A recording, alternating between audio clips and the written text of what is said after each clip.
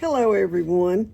Well, I've just gotten back from therapy and I wanted to stop in for a minute. We talk about pantry preparedness, and one of the things that is included in pantry preparedness is what do you do to prepare to be able to cook and take care of your home when we have these large storms come through like this. Now, a lot of you people that live in the northern side of the country or in much colder climates than where I live here in East Tennessee, I'm sure you are used to a lot of this. But I was just wanted to kind of give you a few things that we do to prepare when we know that they're right now. They don't know if we're going to get ice or if we're going to get snow. They were saying, maybe a foot of snow. Now they're saying we could get a big accumulation of ice. So I wanted to just, give you just a few ideas of some things that we do. Now, we do not have a wood stove or any kind of wood burning heater in our home, but we do have a gas fireplace, which is propane, and we also have a propane heater in another area of the house.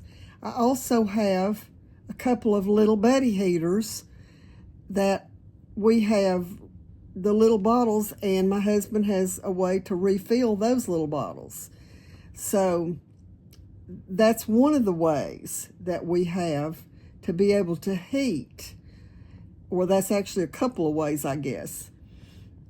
Now, as far as cooking is concerned, we have a grill outside, but it would be pretty hard to cook outside if it got pretty bad. But of course, with a lot of my canned food, chili and taco soup and chicken stew and beef stew and things like that, I literally could eat them straight out of the jar.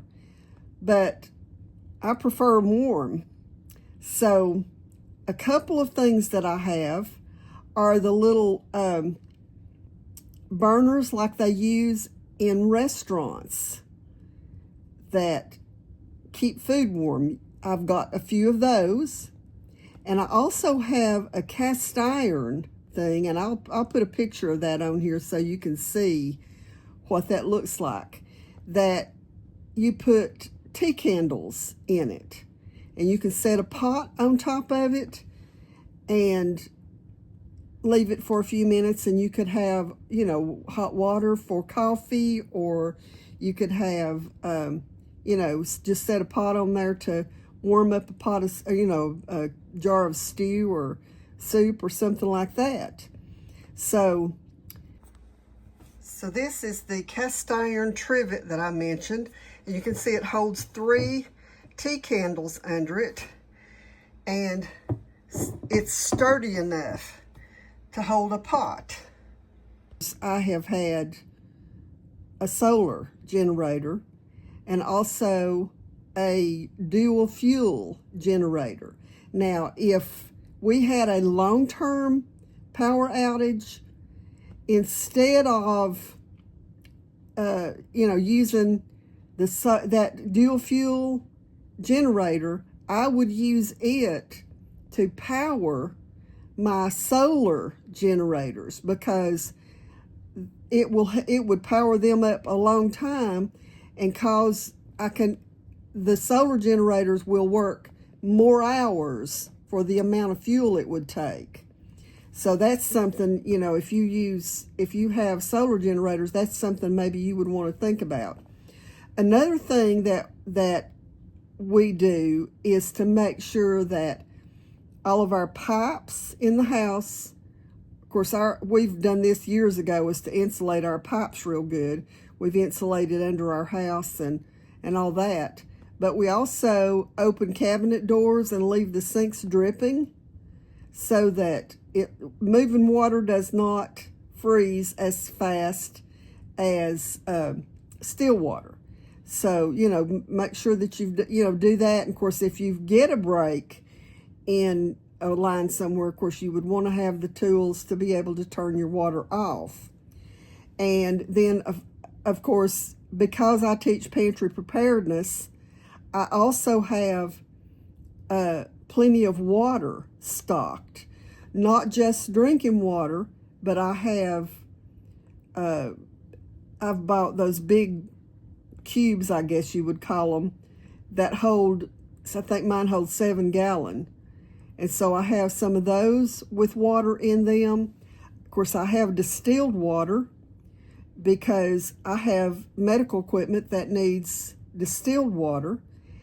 And I have a small generator that I will use with my medical equipment.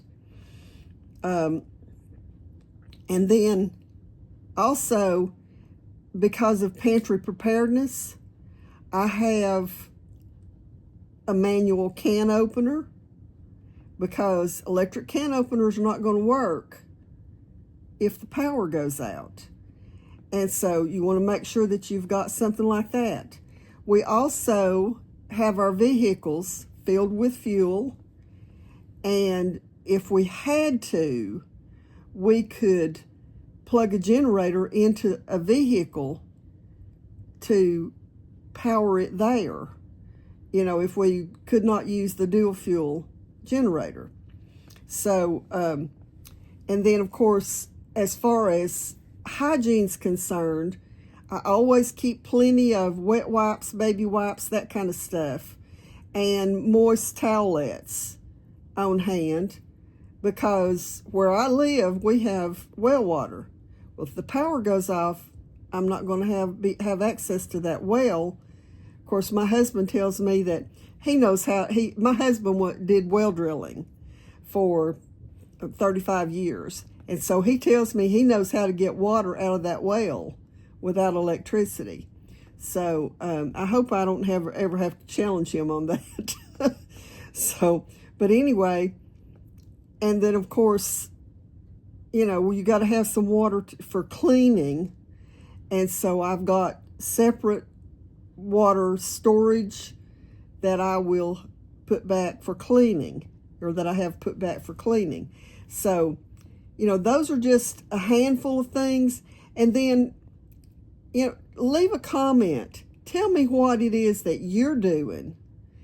Of course, I'm sure some of y'all have wood stoves, wood cook stoves, things like that. And so you may have a stockpile of wood. Somebody may be out chopping wood, getting ready for this. Believe it or not, I've chopped wood before. I've had to bust wood for a wood heater before. We had a wood heater whenever I first got married, so I know how that is. And, but, what kind of food do you have prepared so that if you lose power, your family will still be able to eat a nourishing food without having to eat, granola bars or, something like that. And just give me an idea of some things that you're doing, so your ideas may help somebody else that's watching this.